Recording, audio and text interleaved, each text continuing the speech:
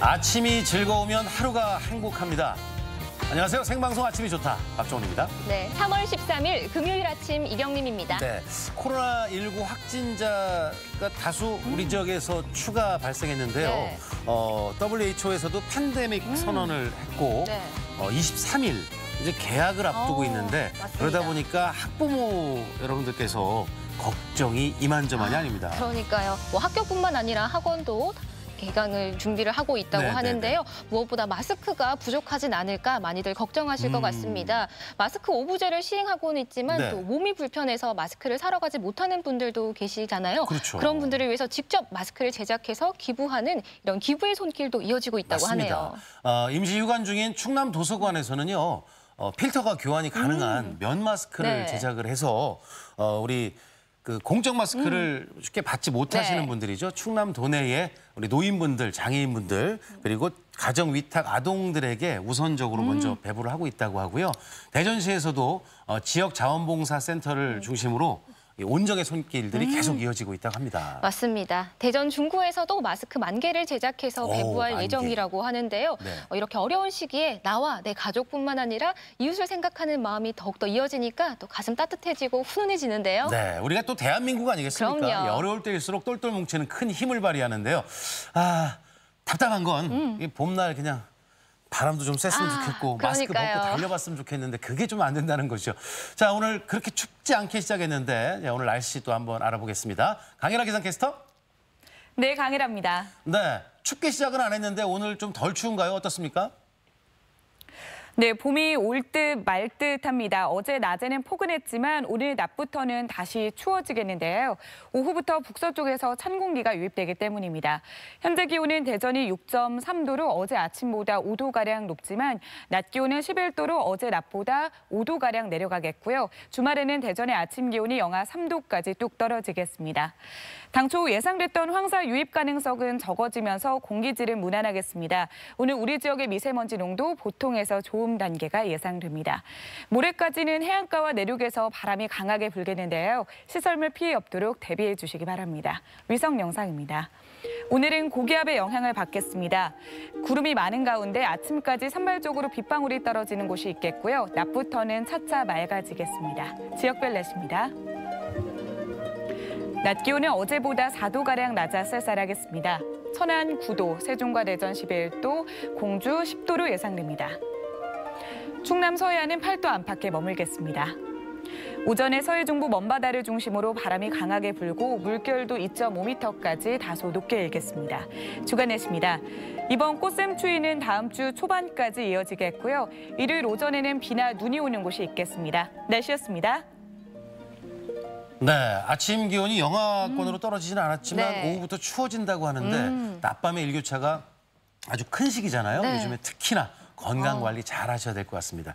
자, 흔히들 안부를 묻잖아요. 어떻게 잘 지내? 그러면 대답이 이제 뭐 늘 그렇지 뭐 아니면 뭐 늘 똑같지 이렇게들 하시는데 이 안부를 물을 때 늘 똑같지라는 이 대답이 요즘에는 제일 큰 행복이에요. 그러니까요. 오죽했으면 코로나 블루라는 말까지 생겨났다고 하는데요. 코로나19로 인해서 불안함 또 우울감이 커지는 걸 말하는데 조금 지루하고 심심했던 그 예전의 모습이 얼마나 소중한 일상이었는지 다시 한번 깨닫게 됩니다. 그렇죠. 그만큼 안녕이라는 이 두 글자가 말씀하신 대로 얼마나 소중한지 얼마나 행복한지라는 생각이 드는데 자, 그 의미를 담아서 여러분들의 일상, 여러분들의 건강한 일상을 저희들이 좀 궁금해서 오늘 사진사연 주제를 일상으로의 초대, 영어 저 노래 제목 같은데요. 그러니까요.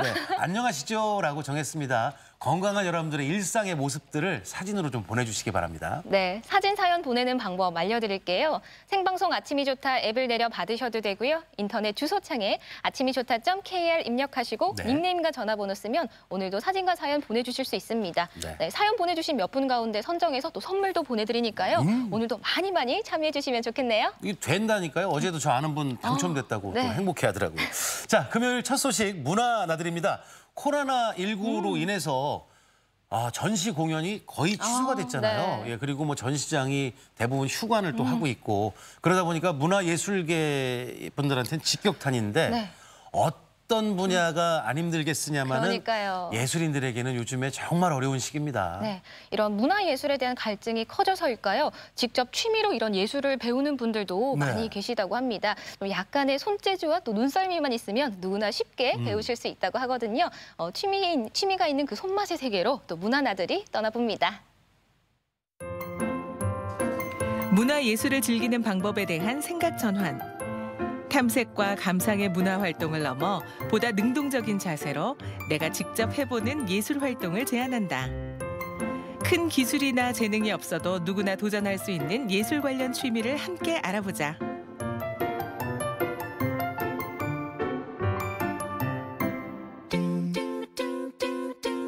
통통 튀는 예술활동 도전기. 첫 번째는 공예다. 요즘 다양한 장르의 취미 공예를 즐기는 사람들이 늘고 있는데 그중에서도 최근 가장 큰 화제를 모으는 건 바로 이 작은 펜으로 예술품을 만드는 3D 펜 공예다.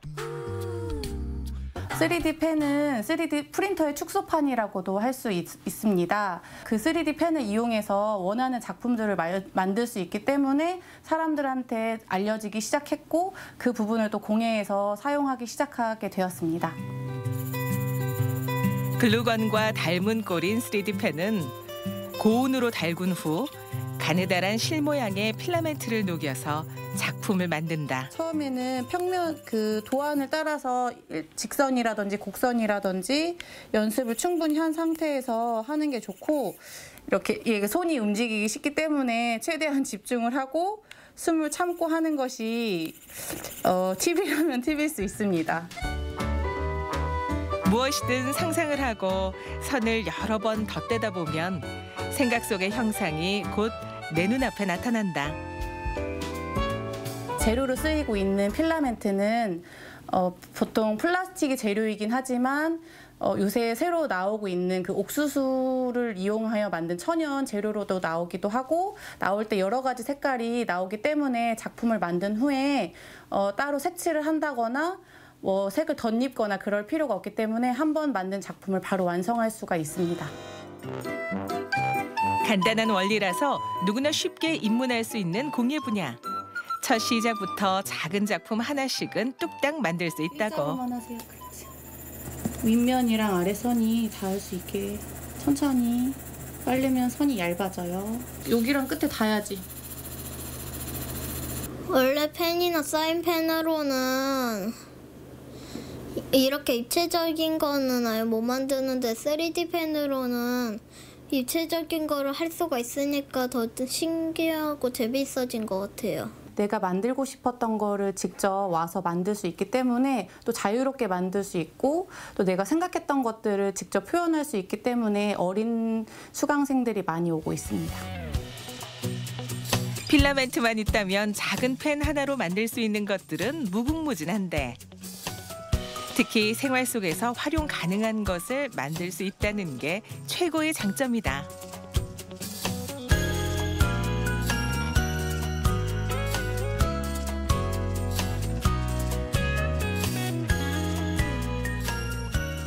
지금 만든 조명에서부터 인테리어 소품도 만들 수 있고 내가 좋아하는 캐릭터를 피규어로도 만들 수 있고요. 다양하게 만들 수 있는 것들이 많고 무엇보다 누구나 쉽게 접근할 수 있고 할 수 있기 때문에 관심만 있으면 시작할 수 있는 공예입니다. 두 번째로 제안하는 취미 활동은 악기 연주. 그중에서 음악에 대한 지식이 없어도 아주 쉽게 도전할 수 있다는 칼림바의 이야기를 만나본다.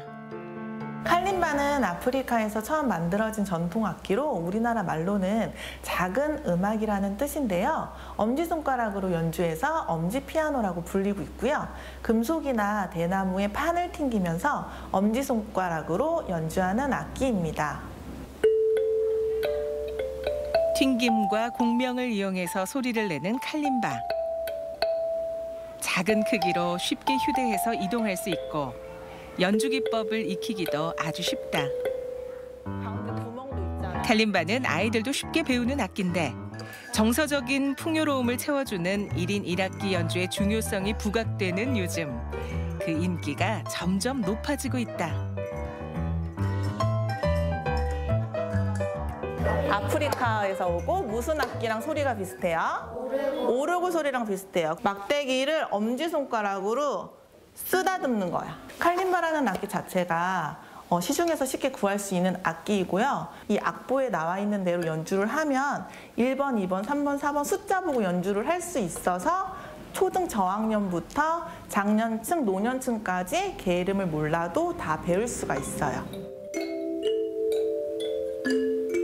칼림바는 나 홀로 취미로 시작해서 혼자 연주하는 것도 가능하지만 멜로디와 화음 파트로 나눠 여럿이 연주를 하면 더 풍성한 음역대를 만들어낼 수 있다.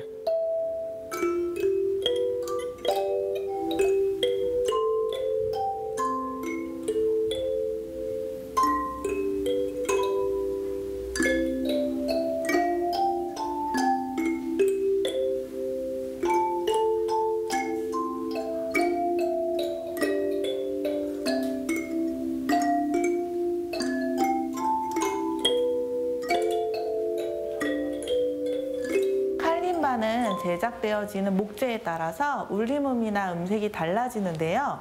대표적으로 마호가니는 가장 많이 쓰이는 악기고 밝고 부드러운 소리를 내고요. 코아는 고루 아우르는 소리를 갖고 있습니다. 그리고 칼림바는 울림통이 있는 악기와 없는 악기로 구분이 되는데요. 울림통이 있는 악기는 어쿠스틱 악기 소리와 가장 비슷하고요. 없는 악기는 오르골 소리가 더 난다고 생각하시면 될 것 같아요. 칼림바 너무 재밌어요. 칼림바 배우기 쉬워요. 칼림바는 소리도 예쁘고 맑아서 좋아요. 여러분도 칼림바의 매력에 빠져보세요. 신기하고 아름다운 모양의 그림. 그 안을 천천히 들여다보면 작품을 완성하는 건 길고 짧고 가늘고 굵은 여러 가지 선. 누구나 그릴 수 있는 이 선들의 조합만으로 멋진 예술이 탄생한다. 젠탱글은요, 미국에서 시작된 예술 활동이고요. 명상이라는 뜻의 젠과 그다음에 어지럽게 얽힌 선이라고 하는 탱글이라는 두 단어가 합쳐져서 만든 합성어예요. 젠탱글은 쉽게 점, 그다음에 선, 그다음에 곡선, 그다음에 동그라미만 그릴 수 있으면 어린아이부터 어르신들까지 누구나 즐겁게 즐기실 수 있는 예술 활동입니다. 가운데 부분에 십자가 모양을 먼저 그려주세요. 그런 다음 타일을 내 손이 편한 방향으로 돌리고 숫자 3 모양을 양쪽 끝이 닿도록 반복해서 그려주시면 됩니다. 천천히 펜으로 종이를 긁는다는 느낌을 기억하시면서 같은 작업 반복하는 데만 집중하시면 돼요. 장소적인 제약 없이 그리고 종이와 펜만 있으면 다른 특별한 도구 없이도 언제 어디서나 할 수 있는 취미생활. 그게 바로 젠탱글이다. 선생님은 젠탱글 하실 때 어떤 점이 가장 좋으세요? 나 같은 경우는 뭐 애들하고 내가 같이 할 수 있는 취미 활동이라는 거? 집에서 할 수 있으니까. 저는 내가 원할 때마다 비밀 공간으로 들어가는 문인 것 같은 느낌을 받을 때가 많아요. 쌤 어때? 저 같은 경우는 이제 뭐 캘리그라피 하면서 굳이 이제 걔를 버리고 얘만 할 수 있는 게 아닌 캘리그라피도 같이 할 수 있다는 거. 그게 가장 큰 장점인 것 같아요. 하얀 종이 위에 그리는 젠탱글에서 그 범위를 확장. 색을 입히고 또 종이 외에도 여러 도구를 활용하며 패턴 아트라는 개념으로 그 작품 영역을 넓혀갈 수도 있다고.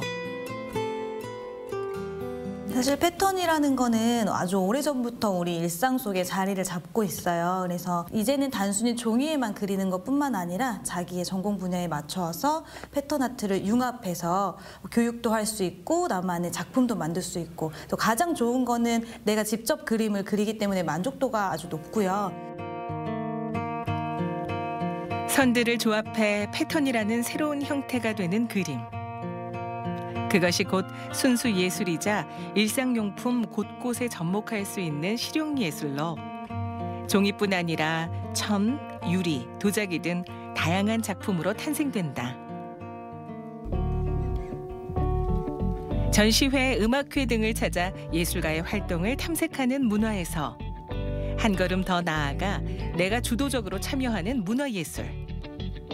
예술적 조예가 깊지 않아도 좋다. 또 초보여도 좋다.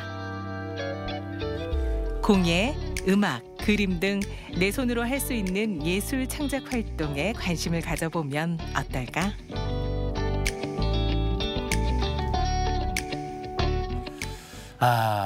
좀 추억을 더듬어 보면 저 때는 네. 손재주가 조금 있으면 뭐 지점토나 뭐 이제 여성분들은 뜨개질 많이 했는데 요즘에는 아이디어가 이제 취미가 되는 건데요. 네. 마지막에 나왔던 젠탱글은 이제 점과 선과 동그라미만을 이용해서 작품을 만드는 거잖아요. 저같이 좀 심란한 사람들 집중과 명상에는 아주 그만일 것 네, 같아요. 명상할 때 참 좋을 것 그럼요. 같아요. 네. 그런데 굉장히 디테일한 부분까지 표현을 해야 되기 때문에 섬세한 작업이 될 것 맞습니다. 같고요. 네. 또 아까 보셨던 칼림바 그 소리가? 악기는 네. 너무 예쁘죠. 그리고 조율할 필요도 없고 그래요? 바로 튕기면 소리가 나니까요. 네네. 저도 꼭 한번 배워보고 싶은데요. 꼭 배워서 한번 연주를. 네, 한번 오프닝 네, 때. 네. 오늘 앞서서 보셨던 세 가지 영상, 이 모든 것들이 동영상으로 보고 만날 수 있고 배우기도 쉽고 네. 해서 요즘에 많은 분들이 또 함께 하고 계시다고 그러는데 말씀 안 드렸던 이제 3D 펜, 요거는 아이들 방과후 수업에서 인기가 최고라고 그래요. 너무 좋아하죠. 그러면 여러분들 어쩌겠습니까? 관심 갖고 함께 해보시면 참 좋을 것 같습니다. 네, 다양한 취미 활동들 만나봤고요. 네. 이번에는 제주로 한번 제주. 떠나보도록 하겠습니다. 노래 해도 되나요? 어떤 떠나요, 노래죠? 둘이서 이렇게. 네. 네, 제주 하면 또 떠오르는 생선이 많으실 것 같은데요. 그렇죠. 뭐 다금바리도 있고 맛있겠다. 옥돔도 있을 텐데 이번에 만나볼 특산물은 바로 광어입니다. 광어. 네, 다양한 광어 요리가 있는 제주로 함께 떠나보시죠. 그대 어디 계신가요?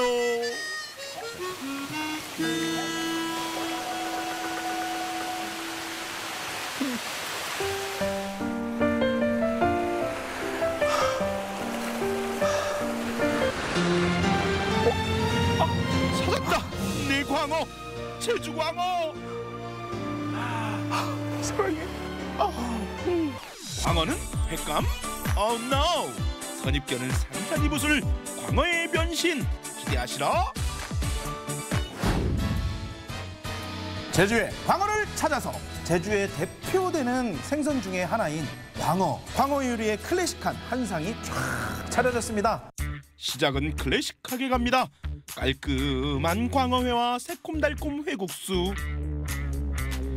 광어회부터 맛을 보도록 하겠습니다. 온 국민이 사랑하는 서민 횟감이죠.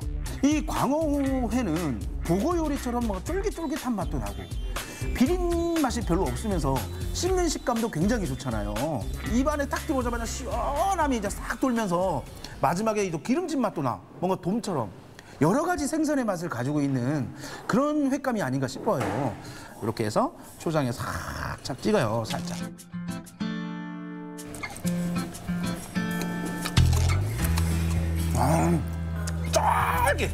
쫄깃 그냥 시원하게 그리고 마지막에 부드럽게 꿀꺽 이렇게 넘어가는 이 맛 달아. 이런 맛있는 질감과 이런 식감과 달달한 그리고 시원한 맛 이 모든 것을 가지고 있는 이 국민 횟감. 그중에서도 몇 점 안 나온다는 귀한 뱃살. 이 뱃살은 굉장히 기름지잖아요. 어떤 생선이든 특히나 뱃살은 기름져. 간장에 찍어 드시면 이 풍미를 느낄 수 있는.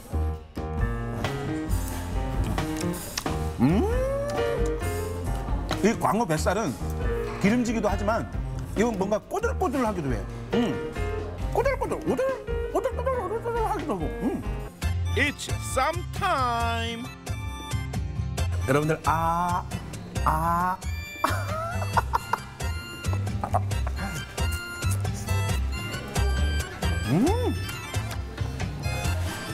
오늘 광어 요리를 이렇게 접하면서 광어에 대해서 많이 알아보려고 공부를 하고 있는데 광어송이 있더라고요, 여러분. 광어송 들어보셨어요? 광어송?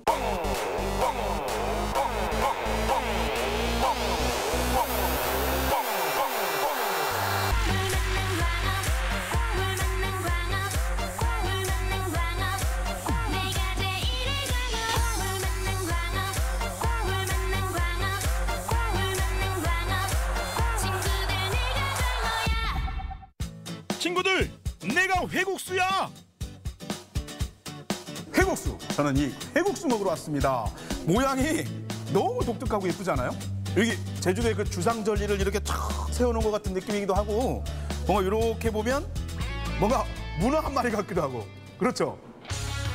하지만 내가 널 파괴한다. 네가 얼마나 그리웠는 줄 아니? 널 얼마나 기다렸는 줄 알아? 널 먹고 싶어서 말이야. 너무 잔인한가? 잔인한 사랑. 제주산 광어 사랑해.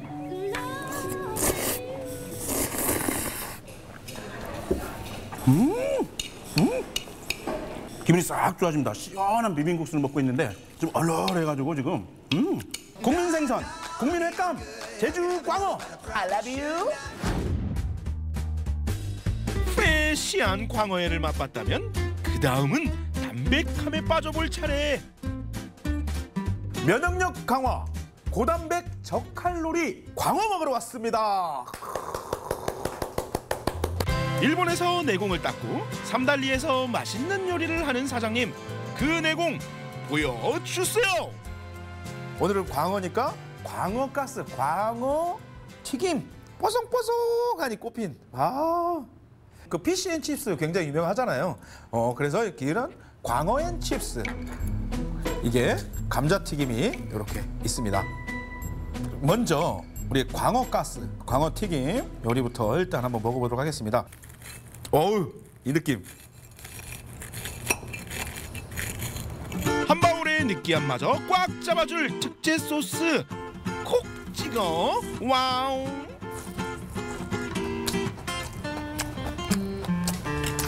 또 제가 또 자체 ASMR 또 한번 해야겠네요. 이거는 저 혼자 느낄 수가 없어.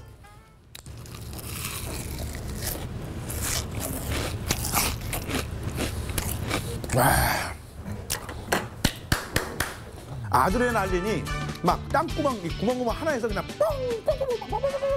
뻥 아드레날린이 막 톡부터 기분 굉장히 좋게 만들어요. 확 올라온다 그냥. 와, 힘이 막 솟아. 겉바속촉이 아니야. 겉바속부야.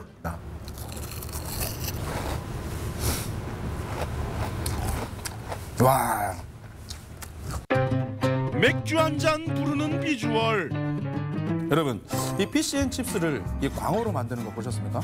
영국 정통 요리 피시앤칩스를 제주 광어를 이용해서 제주에서 먹을 수 있는 레몬 솔솔 상큼함 더하고 나면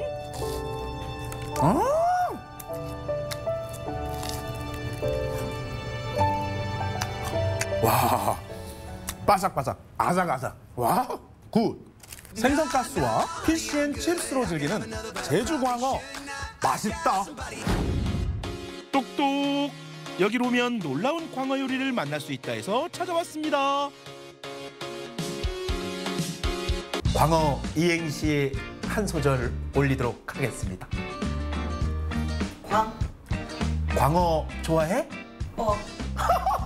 너도. 올레 매일시장 아시죠? 그 유명한 서귀포 올레시장, 먹을거리가 잔뜩 있는 서귀포 매일 올레시장 안에 있는 광어 요리 전문점입니다. 광어를 통째로 튀겼다. 새콤달콤 소스를 끼얹었다. 광어 한 마리가 이렇게 탕수어로 통째로 튀겨져 나왔습니다. 광어로 이렇게 통째로 탕수어를 한 건 처음 보네요.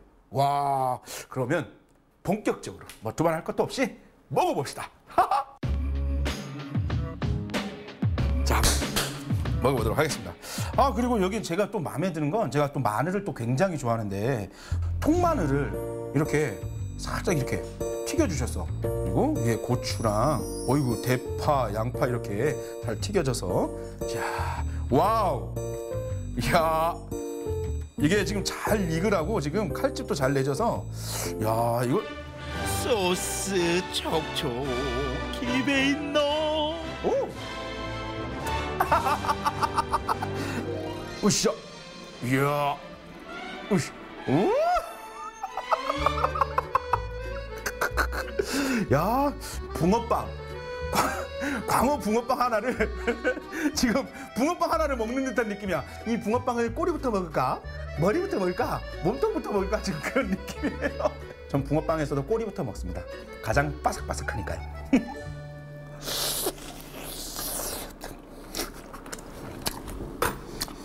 여러분, 광어 한 마리를 들고 하모니카에 부는 사람 봤습니까?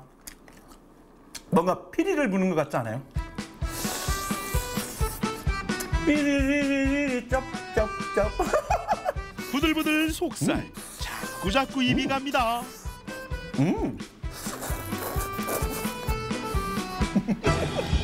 신선한 광어를 써서 그런지 몰라도 부들부들합니다. 건강한 광어살로 꽉 채워넣은 제주 광어 어묵.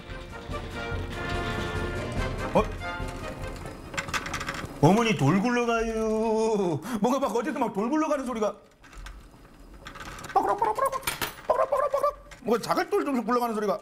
아, 밑에 이렇게 바지락이 밑에 깔려 있었습니다.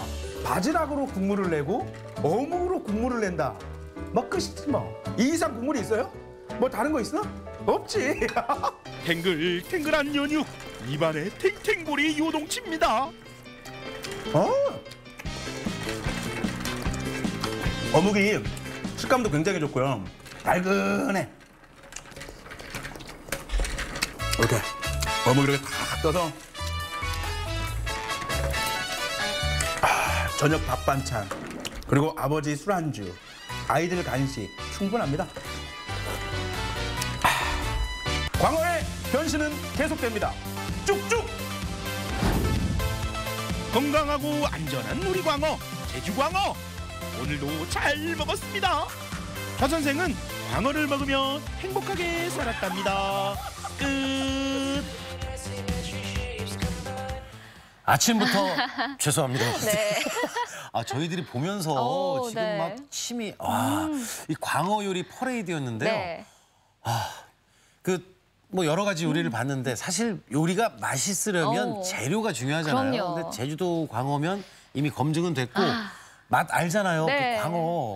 아우 쫄깃쫄깃하고 아우 네. 아니까 더 답답하니. 그러니까요. 예. 아는 맛이니까 더 먹고 그러니까. 싶어지는데요. 네. 또 생선가스도 보통은 동태살을 넣어서 많이들 그렇죠. 해먹는데 광어살이 들어갔으니까 더 얼마나 맛이 고급스러울지 네네. 기대가 되고요. 또 광어 어묵, 감자 전분과 광어가 만나서 더 탱글탱글하고 쫄깃한 맛일 것 같습니다. 이 광어가 특히 다이어트와 기력 회복에도 좋다고 제가 하니까요. 먹어야 돼요. 제가 먹어야 돼요. 그러니까요. 이 봄철에 광어 드시면서 기력 회복해보시면 좋을 것 같은데요. 네. 제주에서 온 소식 잘 봤습니다.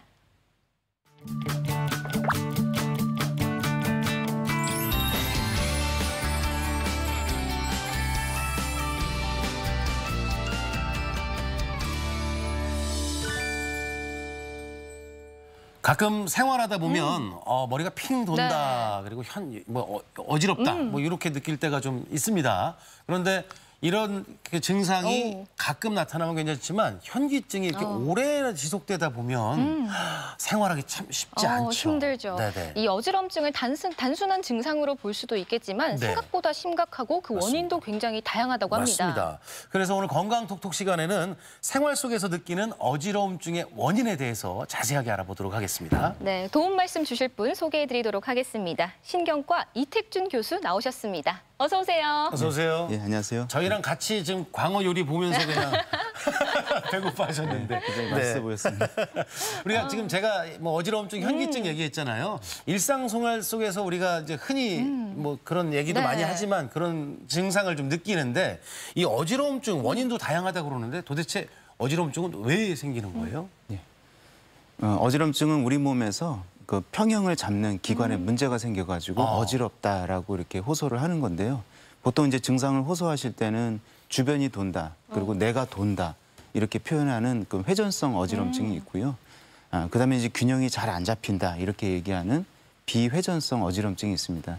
좀 더 이제 구체적으로 말씀을 드리면 우리가 이제 어지럼증을 유발하는 우리 몸의 기관이 있습니다. 그리고 평형을 잡는 우리 몸의 기관이 있는데 그 대표적인 게 첫 번째가 눈입니다. 눈. 우리가 사물을 보고 정확하게 인지하는 그런 눈이 있고요. 그다음에 균형을 잡는 귀 안에 우리가 귀가 소리만 듣는 게 아니라 균형을 잡는 전정기관이 있거든요. 그런 전정기관. 그다음에 다리 쪽에서 우리 땅에서 오는 느낌을 신경을 통해서 뇌 쪽으로 전달하는 그런 다리 쪽으로 가는 신경계. 이 세 가지를 통합해가지고 소뇌라고 하는 뇌의 부위가 있습니다. 여기서 통합을 다 하거든요. 그래서 이 네 군데에 어느 한 부위에 문제가 생기게 되면은 우리가 어지럽다라고 그렇게 호소를 할 수가 있습니다. 네. 이제 말로는 뭐 이제 어지럽다고 단순하게 표현하는데 지금 말씀 들어보니까 원인이 다양하네요. 네. 네, 물론 이제 제가 말씀드린 4가지 부위 외에도 여러 가지 원인들에 의해서 어지럼증이 생길 수가 있습니다. 뭐 혈압이 굉장히 낮아져 있다든지 이와 같이 심혈관계에 문제가 생겼다든지 어떤 뭐 약을 드셨는데 그 약의 부작용으로 좀 어지럼증을 많이 호소하셨다든지 아니면 몸 컨디션이 좀 떨어져 있다든지 감기에 걸렸다든지 아니면 심한 뭐 우울증이 있다든지 이럴 때도 우리가 어지럽다라고 이렇게 얘기할 정도로 이 어지럽다는 표현 자체는 굉장히 광범위하고 많은 분들이 이렇게 어지럽다고 표현을 하시는데 그 이면에는 많은 원인들이 있기 때문에 여기 대해서 다 각각 구분을 좀 해줘야만 어지럼증의 증상이 좋아질 수 있다고 볼 수 있습니다. 네, 그렇다면 무엇보다 이 중요한 어지럼증의 원인을 파악하는 게 가장 중요할 것 같은데요. 앞서 전반적으로 설명을 해주셨는데 좀 하나하나 짚으면서 설명 좀 부탁드립니다. 예, 먼저 원인이 많기 때문에 좀 분류를 좀 잘 해볼 필요가 있습니다. 이제 첫 번째는 말초성이 있고요. 두 번째는 중추성 어지럼증이 있고 그다음에 기타 원인의 그런 어지럼증이 있습니다. 말초성 어지럼증은 귀에 이제 청력기관 외에도 이제 전정기관이라고 하는 평형기관이 있다고 말씀드렸잖아요. 그래서 이제 말초성 어지럼증의 아주 대표적인 게 양성 체위성 현운, 발작성 현운이라고 보통 얘기하고요. 이게 이제 제일 흔하고요. 네, 두 번째는 전정신경염이 있습니다. 그다음에 이제 세 번째는 메니에르병으로 알려진 이런 만성적인 어지럼증이 있겠고요. 그다음에 이제 두 번째는 중추성 어지럼증인데 뇌에 생기는 그런 어지럼증을 얘기합니다. 그래서 대표적인 게 뇌졸중이 되겠고요. 두 번째는 이제 두통 때문에 어지러울 수 있는 편두통성 어지럼증. 그다음에 뭐 또 뭐 뇌 안에 생길 수 있는 뭐 뇌종양이라든지 이런 것도 어지럼증을 유발할 수 있겠고 또 뇌에 생기는 여러 가지 퇴행성 질환들이 있습니다. 그래서 손해 실조증이라고 그래가지고 이런 것들이 있으면은 만성적으로 어지럼증이 있겠고요. 또 기타 여러 원인들에는 이제 심혈관계, 뭐 혈압이 굉장히 낮아져 있다든지 또 반대로 혈압이 굉장히 올라간다든지 허혈성 심질환, 안과 질환 그리고 정신 심리적인 그런 문제 때문에 또 머리를 다치고 나서 만성적으로 어지럼증을 호소하시는 경우 내분비 질환이라는 건 이제 전신적인 몸의 컨디션을 관장하는 부위의 대사적인 원인에 의해서 우리가 몸에 문제가 생겼을 때 어지럽다 이렇게 얘기를 할 수 있습니다. 이 중에서 이제 가장 흔한 것은 아까 말초성 원인 중에 양성 체위성 발작성 현운이 가장 어지럼증의 큰 원인을 차지하고 있습니다. 거의 한 절반 이상 차지할 정도로 이석증이 가장 흔한 원인으로 돼 있고 그 다음에는 이제 뭐 심혈관계 문제 때문에 혹은 이제 두통 때문에 동반해서 어지러운 경우 그 다음에 이제 전정신경염 그 다음에 이제 여러 가지 이제 뭐 뇌졸중 때문에 어지러운 경우도 있습니다. 야, 이 종류가 어마어마하네요, 정말. 원인 찾아내는 것도 어려울 것 같은데 주변에 이제 이석증 말씀하셨는데 이석증으로 고생하시는 분들을 좀 많이 볼 수가 있는데요. 어려워서 제가 메모를 했는데 양성, 체위성, 돌발성, 현운 이름도 어렵긴 어려워요. 합니다만 이 이석증 어떤 질환인지 좀 말씀을 해주시죠. 그러니까 이석증이 가장 흔히 알려진 이름이고 또 이제 얘기하기가 좀 편한 질환인데요. 정확한 명칭은 양성 돌발성 체위성 현운입니다. 제가 뒤집었군요. 양성 돌발성인데. 예, 그건 상관없습니다. 그거는. 예, 근데 우선 질환명 자체에 정답이 들어있다고 볼 수 있는데 양성이라는 것은 물론 심하게 어지럽지만 시간이 지나면 별다른 후유증을 안 남기고 회복되기 때문에 양성이라고 하는 거고요. 체위성이라는 것은 어지럼증이 항시 있는 게 아니라 어떤 특정 자세를 취하면 어지럼증이 유발이 되기 때문에 우리가 그거를 체위성이라고 얘기하는 거고요. 돌발성이라는 건 갑자기 생기는 거고 현운이라는 것은 어지럽다는 그런 표현입니다. 그래서 양성, 돌발성, 체위성 현운 뭐 거꾸로 해도 상관없고요. 그렇습니다. 그래서 이것은 우리가 전정기관에 우리가 이석이라고 하는 돌가루들이 있습니다. 이 원래 정상적으로 있는데 이 돌가루가 떨어져 나와가지고 어떤 원인에 의해서 떨어져 나와서 이게 이석기관 옆에 있는 반고리관이라는 관이 있습니다. 그 관 안에 이 돌가루가 떨어져 들어가는 거죠. 그러면은 그 안에 림프액이라는 게 차 있거든요. 근데 돌가루가 머리가 어떤 위치로 갈 때 돌가루가 떨어져 나가서 이제 그 안에서 움직이면서 림프에게 흐름이 발생을 하게 됩니다. 그러면은 한쪽 귀가 자극이 되면서 심하게 뺑글뺑글 이렇게 돌듯이 어지러운 건데요. 이런 경우에는 이제 심하게 돌기 때문에 구역질이나 구토 같은 그런 증상이 유발이 되게 됩니다. 근데 세방고리관이 우리 양쪽 귀에 한쪽씩 3개씩 이렇게 존재하거든요. 앞방고리관, 뒤방고리관, 그다음에 측방고리관 이렇게 있기 때문에 돌이 어느 위치에 들어가냐에 따라서 예를 들어서 뭐 후방고리관이나 앞방고리관에 돌이 들어가게 되면은 누워 있을 때, 아침에 일어날 때, 몸을 일으킬 때, 혹은 이제 앉았다가 누울 때 이렇게 심하게 뱅글뱅글 이렇게 돌게 되고요. 측방고리관에 돌이 들어가게 되면은 누워서 똑바로 누울 땐 증상이 괜찮은데 어떤 특정 방향으로 고개를 돌렸을 때 심하게 도는 듯한 그런 어지럼증이 발생하고 또 이제 몸을 자세를 똑바로 했을 때는 어지럼증이 멈추게 되는 그런 특징적인 증상들이 나타나는 게 바로 이석증의 특징이라고 볼 수 있습니다. 네. 정말 이 반고리관에 돌가루가 들어가서 그런 고통이 생기는 건데요. 고통의 그 지속 시간도 중요할 것 같은데 혹시 오래 가거나 그런가요? 네. 병에 생기는 원리 자체가 돌이 들어가서 움직임을 일으키면은 이제 어지러운 거니까요. 근데 그 움직임이라는 거는 어느 순간 멈추게 돼 있거든요. 그래서 되게 그 움직임이 일어날 동안 빙글빙글 돌게 어지러운 거고 움직임이 멈추면 어지럼증이 멈추게 되기 때문에 되게 그 시간이 1분을 넘지는 않습니다. 되게 강하게 어지러운 건 1분인데 물론 이제 어떤 특정세를 다시 취하게 되면은 다시 어지러워지는 거죠. 그래서 지속적이지는 않지만 반복적인 어지럼증이 짧은 기간 내에 생길 수가 있는 것이 특징이라고 볼 수 있습니다. 참 많이 힘드실 것 같은데요. 이 이석증을 앓고 계신 분들이 생각보다 많다고 합니다. 그래서 약물 치료가 가능하면 참 좋겠는데 치료가 어떻게 이루어지죠? 그 돌을 없애주는 약이 있거나 그러지는 않고요. 대체적으로 그 돌은 이제 불편하셔서 병원에 오시다 보면은 돌이 저절로 빠져나오기도 하고 아니면 저절로 퍼져서 없어지기도 하고 그렇습니다. 그러면 저절로 치유가 되는 건데요.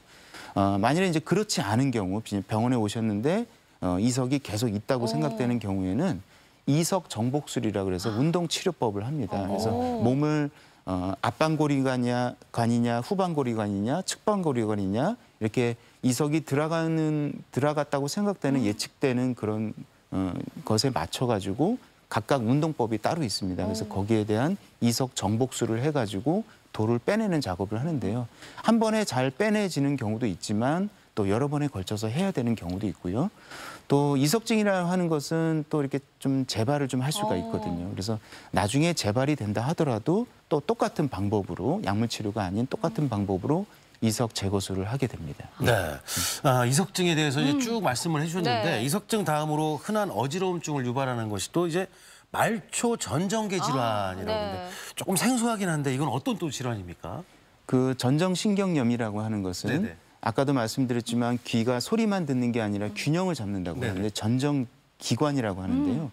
그 전정기관에 가는 신경이 바로 전정신경입니다. 이게 청신경, 소리를 듣는 청신경 옆에 같이 주행하는 그 신경이 전정신경인데 뭐 예를 들어서 바이러스 감염이라든지 아니면 뭐 혈액순환이 잘 안 된다든지 여러 가지 어떤 원인들에 아니면 좀 잘 모르는 경우도 있습니다. 원인이 확실하게 밝혀지진 않은데 그런 원인들에 의해서 전정신경의 기능이 갑자기 떨어지는 게 되는 거죠.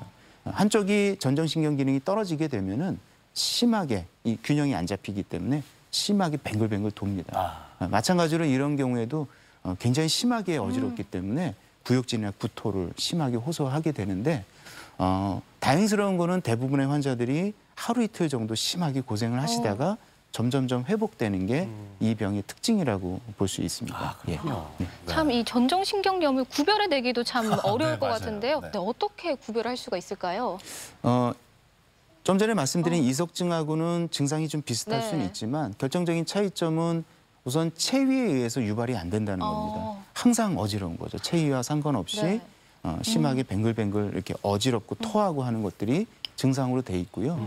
그리고 환자분들을 이렇게 자세히 관찰을 해보면은 눈에서 보이는 변화가 있습니다. 우리가 이거를 안진이라고 얘기를 하는데 우리 눈을 움직이는 안구 운동계에 문제가 생기게 되면은 눈이 한쪽으로 이렇게 흐르게 돼 있거든요.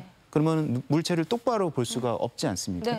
그래서 우리 뇌는 물체를 똑바로 보게끔 이렇게 지령을 내리게 되죠. 이거를 우리가 눈이 흐르는 거를 빠르게 교정하기 위해서 안구가 중앙으로 이렇게 오게 됩니다. 그래서 이걸 빠르게 이렇게 툭툭 이렇게 튀듯이 이렇게 눈이 움직이게 되는 거죠. 이거를 우리가 안진이라고 하는데 이게 이제 수평으로 이렇게 튀게 됩니다. 그래서 수평성 안진이 나타나는 게 특징이고 그러면서 이제 구역질 나고 어지럽고 하는데 다만 뇌졸중을 우리가 염려하실 수가 있잖아요. 네. 뇌졸중하고 다른 거는 우리가 뇌의 기능 장애를 시사하는 여러 가지 이제 증상들이나 신경학적 검진에서 이상이 없고 실제로 심하게 어지럽거나 토하는 반면 환자분들을 이렇게 세우거나 이러면은 혼자서도 잘 일어나고 균형을 잡는다는 점이 뇌졸중하고 좀 구분이 된다고 볼 수 있습니다. 예. 네, 이 전정신경염도 또 앓고 계시는 분들이 생각보다 많다고 하시더라고요. 이 부분 또 치료가 어떻게 이루어지나요?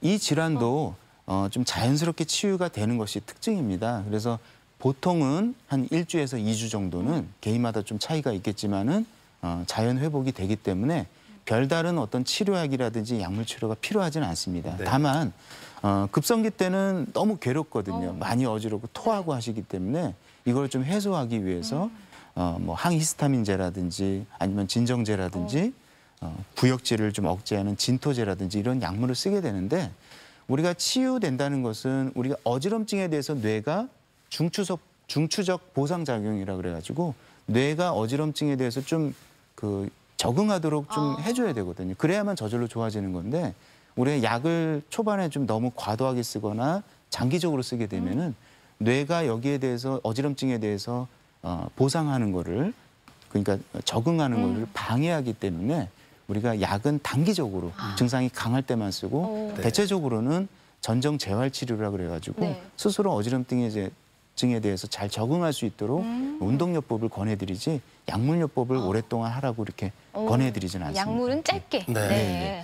이 뭐니 해도 어지러움 중에 가장 무서운 것이 조금 아까도 거론을 좀 하셨는데 뇌질환으로 인한 증상일 것 같은 걱정이 있는데 뇌졸중의 전조 증상일 수도 있잖아요.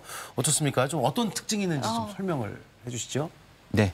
먼저 이 뇌졸중이라고 하는 것은 뇌로 가는 혈관이 막히거나 터져서 생기는 그런 질환을 얘기하는 건데요. 이제 뇌경색 그리고 뇌출혈 이걸 두 가지를 통칭해서 뇌졸중이라고 이렇게 얘기를 하는데 뇌졸중이 온 부위에 따라서 여러 가지 증상들이 유발이 되는데 뇌졸중에 의해서 어지럼증을 유발하는 경우가 있습니다. 그러니까 어지럼증도 뇌졸중의 하나의 증상인데 뇌졸중을 유발하는 대체적인 부위는 여기 그림에서도 보시다 같이 이제 뇌관이라고 하는 부위가 있고 그다음에 소뇌라고 하는 부위가 있습니다. 뇌관은 어디냐면 머리에 큰 뇌를 우리가 대뇌라고 하고요. 등줄기 신경인 여기를 우리가 척수라고 하는데 대뇌와 척수를 연결시켜주는 중간뇌, 뇌의 중심 부위에 있습니다. 그거야 우리가 뇌관이고요. 그다음에 뇌관 뒤에 붙어있는 작은 뇌가 바로 소뇌입니다. 그 뇌관과 소뇌는 긴밀하게 연관이 돼 있거든요. 우리 해부학적으로도 같이 이렇게 붙어져 있기 때문에 여기에 문제가 생기면은 주된 증상이 이제 어지럼증이나 균형 장애로 증상이 나타날 수 있습니다. 예. 네, 말씀을 듣다 보니까 더욱더 무서워지고 또 걱정이 되는데요. 이럴 때일수록 유형을 잘 알아야겠다는 생각이 듭니다. 또 이 밖에 어떤 유형이 있을까요? 뇌졸중이 일단 발생을 하는 뇌관의 부위가 이제 소뇌하고 뇌관하고 이제 소뇌라고 말씀을 드렸는데 어지럼증 증상 자체만 가지고 뇌졸중이다 이렇게 얘기하기 좀 어렵습니다. 왜냐하면 전체 어지럼증에는 뇌졸중이 차지하는 비율은 굉장히 소수, 한 3% 이내로 되어져 있거든요. 다만 어지럼증 증상이 하나만 가지고는 뇌졸중이 일어나지는 뇌졸중이라고 얘기하기 좀 어렵고요. 우리가 말씀드린 대로 뇌관이나 소뇌 부위에 뇌경색이 와서 혹은 뇌출혈이 와서 뇌에 손상이 되면은 어지럼증 외에도 여러 가지 증상들이 동반이 되게 돼 있습니다. 그래서 뇌졸중이 발생하게 되면 어지럼증과 동반되는 여러 증상들이 있습니다. 그래서 여기 이 그림에서도 보듯이 갑작스럽게 손발의 어느 한쪽이 마비가 된다든지 감각이 둔해진다든지 말씀이 좀 어둔해진다든지 아니면 물체가 둘로 보인다든지 겹보임이라고 보통 얘기하죠. 의식이 좀 떨어진다든지 걸을 때 비틀비틀대고 혼자서 일어서서 중심을 잡기가 어려워서 쓰러진다든지 넘어진다든지 이런 증상이 있으면 뇌졸중 증상이라고 얘기할 수 있고 그 전에 말씀드린 전정신경염은 증상이 심한데도 비교적 균형을 유지한다는 점. 그러나 뇌졸중은 어지럼증 증상은 생각보다 심하지 않은데 균형이 안 돼서 자꾸 이렇게 쓰러지려고 한다는 점이 이런 점에서 이제 뇌졸중하고 구분되는 증상이라고 볼 수 있습니다. 네. 야, 이게 뭐 참 다양하게 듣다 보니까 네. 좀 배워서 정리가 되는 것도 있고 이석증만큼이나 이제 메니에르 병도 네. 이제 좀 자주 들어봤던 병 중에 하나인데 이건 또 다른 거 아니겠습니까? 어떻습니까? 예.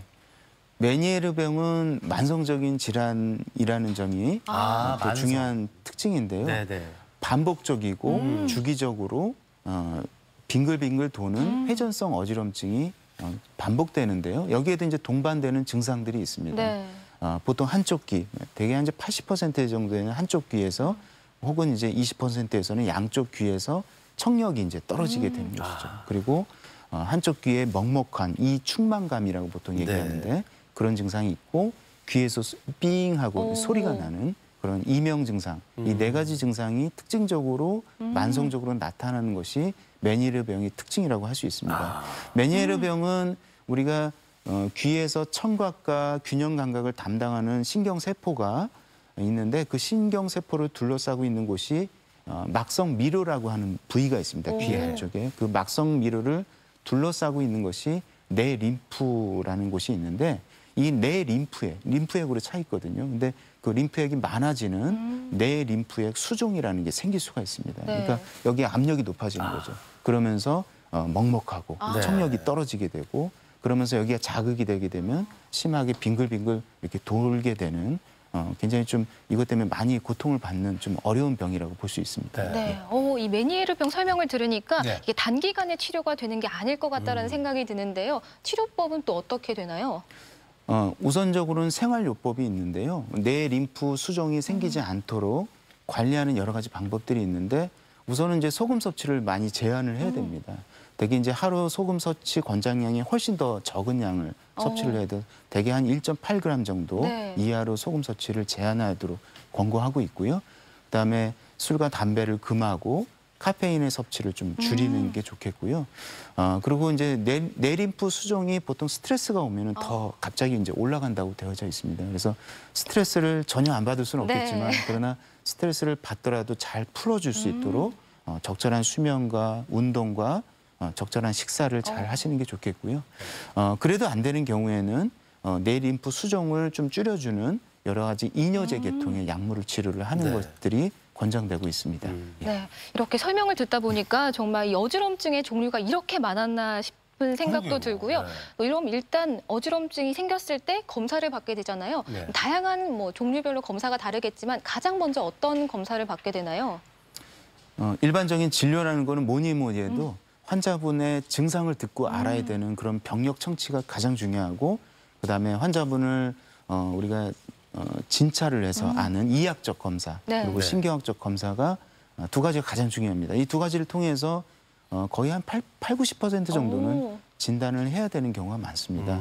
근데 물론 어렵습니다. 왜냐하면 환자분들이 이제 병원에 어지럼증 때문에 갑자기 오시게 되고 그런 증상 호소하게 되면 꼼짝없이 누워 계시는 분들이 많거든요. 그래서 정확하게 얘기를 듣고 이학적 검사를 한다는 게 그렇게 쉬운 건 아닙니다. 그러나 자세히 일단 들어봐야 될 그런 필요성이 있는 거죠. 어지럼증에 발생하는 시간, 어느 정도 지속되는지, 체위에 따라서 유발이 되는 건지, 증상이 처음 생긴 건지, 반복적으로 생긴 건지, 그리고 신경학적 검진을 통해서 동반되는 신경학적 결손이 있는지, 신경학적 결손이 있다면 뇌의 문제가 되겠죠.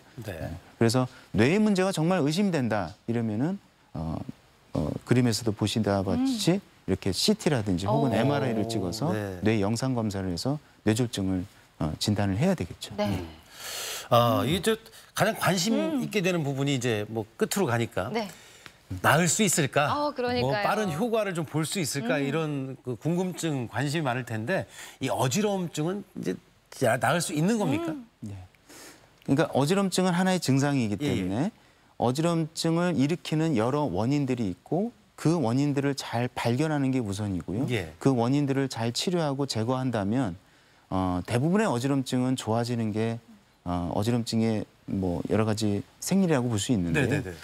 근데 이제 다만 염두에 둘 게 있습니다. 어지럼증이 만성적으로 조금 오래 가는 경우가 있는데 몇 가지 경우가 있는데 첫 번째는 메니에르병 같은 경우에는 주기적으로 만성적으로 재발하는 그런 특징들이 회전하는 그런 현운의 특징을 가지고 있기 때문에 네. 이 병 자체의 어떤 특성상 그런 만성적인 코스를 밟아 나가는 것들이 있습니다. 그래서 메니에르병으로 진단을 받으셨을 때는 이런 병의 특징을 좀 일단 잘 알고 계시는 게 어지럼증이 왔을 때 당황하지 않고 좀 잘 대처할 수 있는 방법이라고 볼 수 있겠고요. 두 번째는 양성 체위성 발작성 현운이 생겼거나 아니면 전정신경령이 발생했을 때는 심하게 빙글빙글 도는 시기가 있지만 그 시기가 지나면 좋아져야 되는데 증상이 계속 어지러운 증상, 약간 멍한 증상이 남아있는 경우가 있거든요. 이거는 머릿속이 이 어지럼증에 대해서 적응하는 데 시간이 필요한 겁니다. 그래서 그 시간 동안에는 개인에 따라서는 한 몇 주 정도 증상이 지속될 수 있습니다. 이 기간 동안에는 환자분들이 좀 멍하다, 어지러하다, 머리가 맑지 않다, 여러 가지 증상을 호소하실 수 있는데 이런 증상은 좀 일시적이지만 제법 오래 갈 수 있다, 이렇게 볼 수 있겠고요. 네. 그다음에 이제 세 번째는 어지럼증을 심하게 경험하고 나면 어지럼증에 대해서 굉장한 공포감을 가질 수밖에 없거든요. 네. 그렇게 되면은 과도한 자극에도 우리 몸이 불안해하거나 스트레스를 받기 때문에 주관적인 그런 어지럼증을 만성적으로 호소하시는 경우가 있습니다. 그래서 이런 것들을 잘 이해하시면은 어지럼증을 극복하는 데 도움이 될 것 같습니다. 네, 건강톡톡 오늘은 다양한 어지럼증에 대해서 이야기를 나눠봤습니다. 다음 이 시간에는 봄에 더 심해지는 또 안구 건조증에 대해서 이야기 나눠보도록 하겠습니다. 오늘 도움 말씀에 신경과 이택준 교수 함께했습니다. 네, 함께해 주셔서 고맙습니다. 네, 감사합니다. 자, 계속해서 우리 지역의 날씨 또 알아보도록 하겠습니다. 강혜라 기상 캐스터. 네, 오늘부터 또다시 꽃샘추위가 밀려옵니다. 오후부터 북서쪽에서 찬 공기가 유입되기 때문인데요. 현재 기온은 대전이 8.4도로 어제 아침보다 5도가량 높지만 낮 기온은 11도로 어제보다 5도가량 내려가겠고 주말에는 대전의 아침 기온이 영하 3도까지 뚝 떨어지겠습니다. 당초 예상됐던 황사 유입 가능성은 적어지면서 공기질은 무난하겠습니다. 오늘 우리 지역의 미세먼지 농도 보통에서 좋음 단계가 예상됩니다. 한편 모레 까지 해안과 내륙계에서는 바람이 강하게 불겠는데요. 시설물 피해 없도록 대비 잘해주시기 바랍니다. 위성 영상입니다. 오늘은 고기압의 영향을 받겠습니다. 구름이 많다가 낮부터 차차 맑아지겠습니다. 지역별 날씨입니다. 낮 기온은 어제보다 4도가량 낮아 쌀쌀하겠습니다. 천안 9도, 세종과 대전 11도, 공주 10도로 예상됩니다. 충남 서해안은 8도 안팎에 머물겠습니다. 오전에 서해 중부 먼바다를 중심으로 바람이 강하게 불고 물결도 2.5m까지 다소 높게 일겠습니다. 주간 날씨입니다. 이번 꽃샘추위는 다음 주 초반까지 이어지겠고요. 일요일 오전에는 비나 눈이 오는 곳이 있겠습니다. 날씨였습니다. 네, 생방송 아침이 좋다 함께하고 계신데요. 함께 하시면서 여러분들과 소통하는 방송이죠. 자, 하고 싶은 이야기들이 있으시면 참여하셔서 여러분들의 이야기를 저희들이 같이 할 수 있도록 도움을 주시면 고맙겠습니다. 네, 계속해서 시청자 여러분의 이야기 만나볼 텐데요. 오늘의 주제, 일상으로의 초대 안녕하시죠였습니다. 한 분씩 만나보도록 할게요. 8292번님, 고3 수험생입니다. 아이쿠, 이제 고3이라 마지막 고등학교 생활을 재미있고 알차게 입시 준비하면서 함께 시간을 보내고 싶은데 코로나로 인해 학교에 못 가 친구들을 못 본 지가 2달이 다 되어갑니다. 얼른 저희 반 친구들 만나서 마지막 고3 생활 함께하고 싶어요. 이 친구는 소원 이룰 거예요. 긍정의 의미. 그럼요. 같이 놀러 갔던 친구도 많고 좋네요. 네, 좋습니다. 8099번님, 코로나19 때문에 나가지 못해서 집에서 먹고 싶었던 빵을 처음으로 만들어봤네요. 그런데 맛은 처음치고는 잘 만들었는데 맛이 별로군요. 맛이 역시 사 먹는 게 최고인 듯합니다. 왜 전문가고 왜 장인인지를 느끼셨을 건데 첫 작품치고는 멋인데요. 그런데 내가 만든 거는 맛 없어도 맛있게 느껴지잖아요. 한 번 더 시도해 보시면 좋을 것 같아요. 3336번님, 손자는 킥보드, 저는 자전거로 멀지 않은 공원에서 마스크 쓰고 가볍게 운동하고 있어요. 손자가 오랜만에 집 밖으로 나와서 그런지 정말 좋아하네요. 손자가 그러겠네요. 우리 할아버지 짱! 최고. 그럼요. 이렇게 햇볕을 봐야 된다고 하니까 잘하셨고요. 네. 예, 긴 시간 아니어도 짧게 좀 이렇게 함께 해주시면 좋을 것 같은데 네. 마지막 사연은 예, 네. 눈으로 좀 확인하셔야 될까요? 네, 7658번님, 집에만 있기 지루해서 어제는 앞산에 다녀왔습니다. 방학 중인 대학생 아들도 답답한지 뒷말 없이 따라다니네요. 간만에 한적한 산에서 맑은 공기 마시고 왔습니다. 네. 네. 또 떴네요. 4486번님, 우리 아이들 병원에서 입원 치료받고 있어요. 아이고, 코로나 때문에 밖에 못 나가고 있는데 빨리 나았으면 좋겠습니다. 그러니까요. 표정은 하나도 안 아픈데 예, 다 나았을 거예요. 이제 바로 나오시면 되겠고요. 네, 7471번님, 머위나물이 지금 최고로 맛있을 때라 시골 가서 뜯어왔어요. 봄바람을 맞고 와서 그런지 아침 기분이 굿입니다. 머위나물 하나에 그냥 눈이 그냥 편안해졌습니다. 네. 네, 오늘도 또 많은 분들이 사진 사연 보내주셨는데요. 그중 몇 분 선물 보내드리니까요. 네. 앞으로도 많이 참여해 주시고요. 오늘 함께해 주신 분들도 모두 감사드립니다. 감사드립니다. 코로나19 때문에 소독에 요게 아니군요. 자, 네, 예. 당진에서 가장 먼저 봄이 오는 면천면 원동리. 프리지아의 노란 꽃망울이 톡톡 터지며 봄이 오는 소식을 알리고 있습니다. 꽃과 조각을 보며 기분 전환 한번 해보실래요? 당진 원동리로 마을 탐구 생활 떠나볼게요. 네, 첫 주 오늘 마지막 날인데 좀 제가 실수를 했습니다. 사과 말씀드리고요. 코로나19 때문에 뭐 소득에 관심은 많이 있습니다만 네. 이러면 안 되는 거. 지폐, 돈 전자레인지에 돌리시는 분 요거 소독 안 네, 됩니다. 절대 네, 안 네. 됩니다. 부산, 포항 또 춘천 지역에서 많이 발생했다고 네네. 하는데요. 소독 효과는커녕 뭐 화재 위험만 커진다고 하니까 절대 안 되겠고요. 또 한국은행에서도 소실 부위가 60% 넘어가면은 교환이 안 된다고 하니까 절대 하시면 안 되겠죠. 마지막에는 계속 앙대어로만 가는군요. 네. 이 가짜 뉴스가 많이 있습니다. 예, 절대 속지 마시고 진실만을 좀 생각하시고 확인하시는 여러분들 되시기 바라겠고 주말 잘 보내시고요. 저희는 월요일 날 네. 8시 30분에 다시 또 인사드리겠습니다. 함께해 주신 여러분 고맙습니다.